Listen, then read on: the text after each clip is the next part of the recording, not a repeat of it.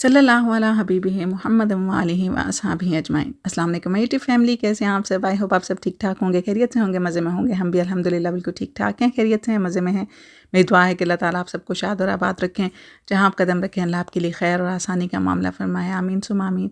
शुरू करते हैं जी जनाब आज का व्लॉग। बारिश हो रही है, मौसम बड़ा अच्छा सुहाना सा हो गया है, गर्मी का ज़ोर थोड़ा सा टूट गया है और बाकी घर के काम काज होंगे और साथ करते हैं अपनी गपशप। अच्छा, मैंने ना कुछ 2-3 व्लॉग्स पहले या 1-2 हफ़्ते पहले एक व्लॉग अपलोड किया था जिसमें मैंने ये शेयर किया था कि अपने आप को उन लोगों पे इन्वेस्ट मत करें जिनको आपकी कदर नहीं है। तो उसमें मैंने ज़्यादातर मतलब बहुओं के बारे में, बच्चियों के बारे में बात की थी जिनकी नई-नई शादी होती है और वो जाके किस तरह अपने आप को मुकम्मल तौर पे ससुराल के अंदर मतलब कोशिश करती हैं ढल जाएँ, लेकिन उनको उनका रिज़ल्ट नहीं मिलता, कदर नहीं मिलती। तो इस पे मुझे काफ़ी ज़्यादा बैकलैश भी आया। काफ़ी जो मतलब औरतें थीं या काफ़ी बहनें थीं मेरी, उन्होंने मुझे ये कहा कि पहले ही आजकल की लड़कियाँ जो इतनी हठ-धर्म हैं, आजकल की बच्चियाँ तो पहले ही इतनी मतलब ज़िद्दी और अक्खड़ हैं, वो पहले ही नहीं इस तरह के काम करना चाहती, तो आप जो है ना उनको और ज़्यादा शह दे रही हैं, आप उनको और ज़्यादा मौका दे रही हैं ये बातें करके, तो ताकि वो बिल्कुल ही कुछ ना करें। अच्छा चलें, उस दिन हमने ये तो बात कर ली कि जब वो जाती हैं तो मैंने ये बात की थी कि ससुराल में उनको कदर नहीं मिलती। तो क्या ये बात गलत थी? हम लोग जब एज़ अ सास-ससुर मैं बात करती हूँ कि जब हम बच्चियों को लेके आते हैं अपने घर में, उनकी शादियाँ करके लेके आते हैं, तो हम हर तरफ से उनका पता करते हैं। हमें चाहिए होती है खूबसूरत बहू जो हमारे बच्चे के साथ चलती हुई बड़ी प्यारी लगे, पढ़ी-लिखी हो। तो ना पढ़ी-लिखी होना भी आजकल बड़ा ज़रूरी है ना, अनपढ़ ना हो, बोल-चाल में अच्छी हो। लेकिन जब उसको हम अपने घर में लेके आते हैं तो फ़ौरन से हमें उसमें कीड़े नज़र आना शुरू हो जाते हैं कि इसकी तो ज़ुबान बड़ी चलती है। भई ज़ाहिर है पढ़ी-लिखी है तो बोलेगी तो सही ना, अब कोई कूल्हों की बैल तो नहीं है वो कि आप कहीं से उसको उठा के ले आएँ और वो आगे से बिल्कुल बोले ही ना। आप एक पूरे के पूरे मुकम्मल इंसान को, मुकम्मल शख्सियत को अपने साथ लेके आए हैं, किसी गूंगे बहरे बच्चे को अपने साथ नहीं लेके आए, जिसको आप जहाँ कहेंगे वो बैठ जाएगा, जहाँ कहेंगे वो खड़ा हो जाएगा, जहाँ कहेंगे वो करना शुरू कर देगा। चाबी का खिलौना तो नहीं लाए ना आप। आप एक मुकम्मल इंसान, मुकम्मल दिमाग के साथ, मुकम्मल पर्सनैलिटी के साथ लेके आए हैं। वो एक अलग पर्सनैलिटी है। हाँ ठीक है, वो एक हैं और आप सब हैं।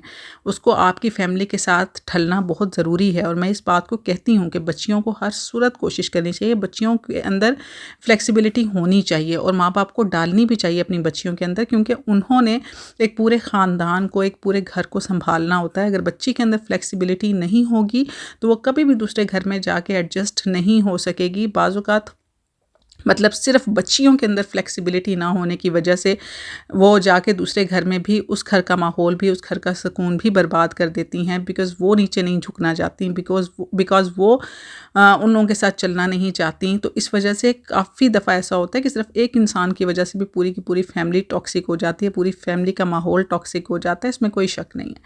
लेकिन अगर हम ससुराल वालों की बात करें तो जब हम लेके आते हैं एक बच्ची को, तो हम उसको एक अलग पर्सनैलिटी, एक अलग दिमाग के साथ लेके आते हैं। लेकिन जैसे ही वो हमारे घर में आ जाती है तो उसके बाद फ़ौरन बाद से हम ये चाहते हैं कि अभी उसको आए हुए 1 घंटा हुआ है और उसको ना हमारे घर की हर चीज़ का पता चल जाए। हमारे उठने का, बैठने का, हमारे सोने का, जागने का, हम खाने में नमक कितना खाते हैं, हम खाने में मिर्चें कितनी खाती हैं, ऑयल कितना डालते हैं, किसको क्या पसंद है, किसको नहीं पसंद। मीन हम चाहते हैं कि 1 हफ़्ते के अंदर अंदर ही ना उस बंदी को हर चीज़ अज़बर हो जाए और उससे कोई चीज़ गलत ना हो। यही वजह है कि ये चीज़ें जो हैं इख्तिलाफ़ात पकड़ती जाती हैं जब हम किसी दूसरे बंदे को स्पेस नहीं देते।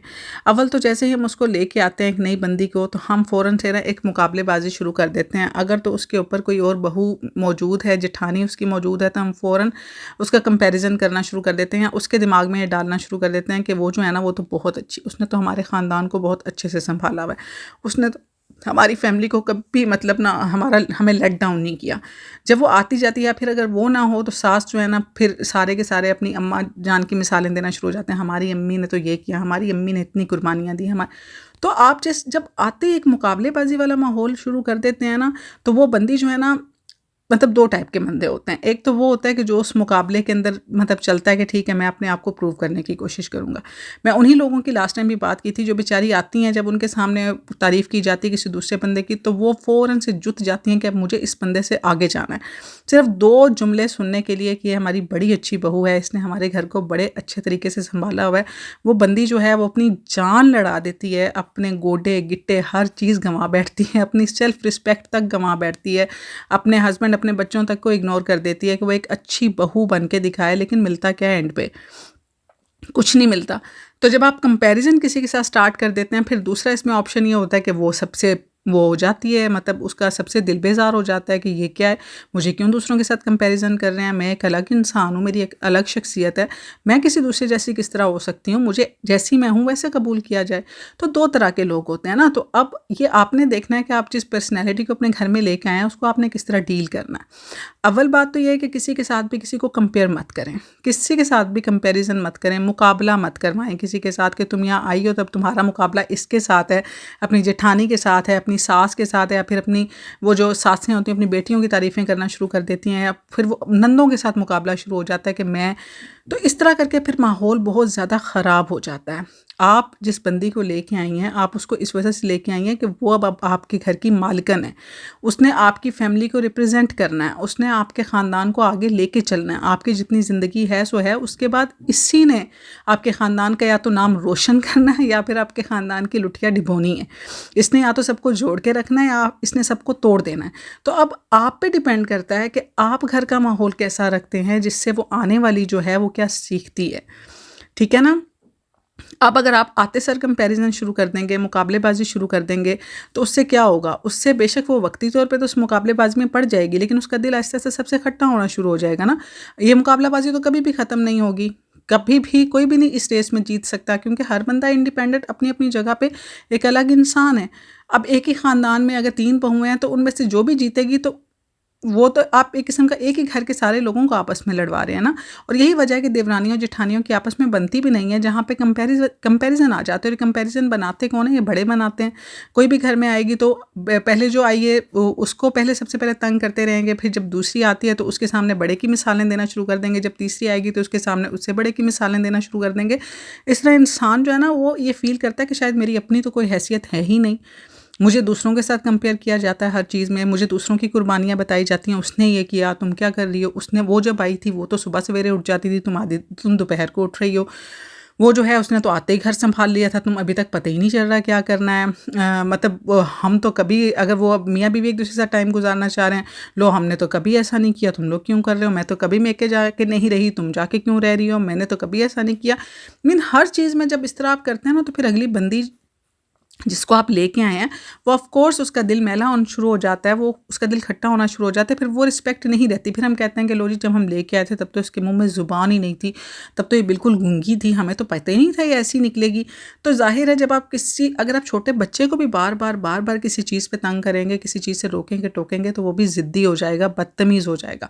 तो ये तो फिर एक मुकम्मल इंसान है, इसके पास दिमाग है, सोचने समझने की सलाहियत है। इसकी जब शादी हुई थी तो इसके ज़हन में 100 अरमान होंगे।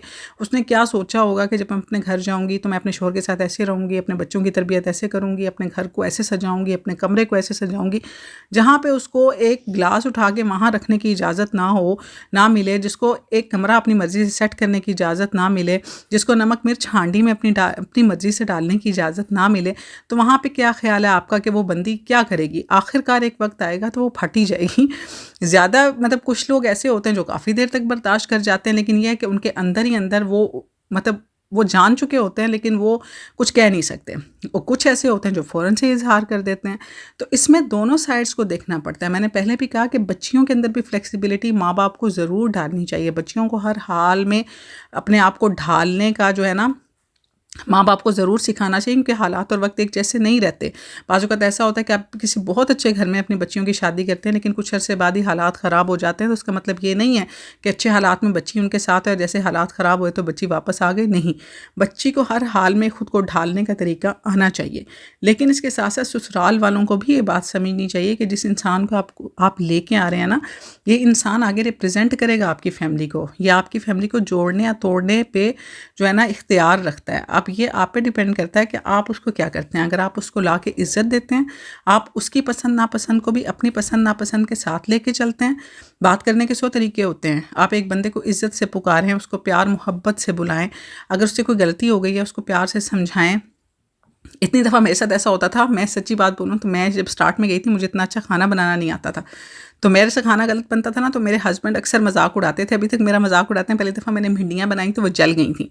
तो आप यकीन करें कि मेरी सास ने उसी टाइम मेरे हस्बैंड को बोला था कि पहली दफ़ा उसने बनाया ना, नई जगह है, नया माहौल है, खैर है, ख़बरदार इसके बाद उसका मजाक मत उठाना, अगली दफ़ा सही बनाएगी। तो यकीन करें कि उससे मेरे अंदर जो एक वो होता है ना, एक एतमाद, वो और ज़्यादा हो गया था कि हाँ ये सही कह रही हैं। अगर वो उसी टाइम मेरी इंसल्ट कर देती या मुझे कह देती तो शायद मैं अगली दफ़ा कभी भी ना बना पाती। तो ये जो चीज़ होती है ना अप्रिसिएशन, कि गलती हो गई है, ठीक है, खैर है, अगली दफ़ा सही, वो तो परफेक्ट इंसान से भी हो जाती है। तो गलतियों को दरगुज़र करके चलना, एक दूसरे को बर्दाश्त करना, एक दूसरे की पसंद नापसंद को साथ लेके चलना, दूसरे को एक मुकम्मल इंसान समझना, यही आला ज़रफ़ी है। अच्छी बहू वो नहीं होती जो कि मतलब हर टाइम घर के काम करती रहे। अच्छी बहू वो नहीं होती जो अपने हस्बैंड, अपने बच्चों को छोड़ के एक चाबी के खिलौने की तरह सारा दिन आपकी चाबी के मुताबिक चलती रहे। अच्छी बहू वो नहीं होती जो अपने मतलब ख़यालात का, अपनी तकलीफ़ का, अपने दुख दर्द का इज़हार ही ना करे, बस पत्थर होके चलती रहे। अच्छी बहू वो होती है जिसको आप लेके आते हैं और आपके दुख सुख में आपके साथ शरीक होती है। अच्छी बहू वो होती है जो हर अच्छे बुरे हालात में आपका साथ देती है। अच्छी बहू वो होती है जो आपको एक अच्छा मशवरा देती है। अच्छी बहू वो होती है जो आपके ख़ानदान को मिला के साथ जोड़ के चलती है और उसको, आपकी फैमिली को आगे अच्छे तरीके से रिप्रेजेंट करती है। अच्छी बहू वो होती है जो अच्छे बुरे में, दुख दर्द में आपके साथ शरीक होती है।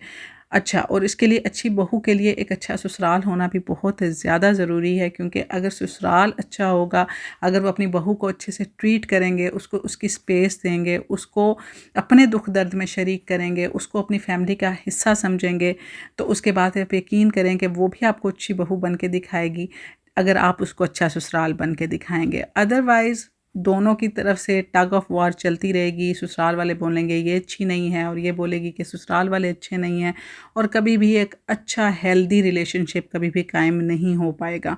तो इसके लिए बहुत ज़्यादा ज़रूरी है कि एक दूसरे की पसंद नापसंद को समझा जाए, एक दूसरे को इंसान समझा जाए, अपने एक्सपेरिमेंट को दूसरों के ऊपर इम्प्लीमेंट करने की, थोपने की कोशिश ना की जाए। हर बंदे को उसके हिस्से की स्पेस दी जाए, सेल्फ़ रिस्पेक्ट का ख्याल रखा जाए और उसको इज़्ज़त दी जाए। आई होप आपको वीडियो पसंद आई लाइक करें, कमेंट करें। मिलूंगी नेक्स्ट वीडियो में, तब तक रखिएगा अपना ढेर सारा ख्याल। मुझे, मेरी फैमिली को दुआओं में याद रखिएगा। अल्लाह हाफ़िज़।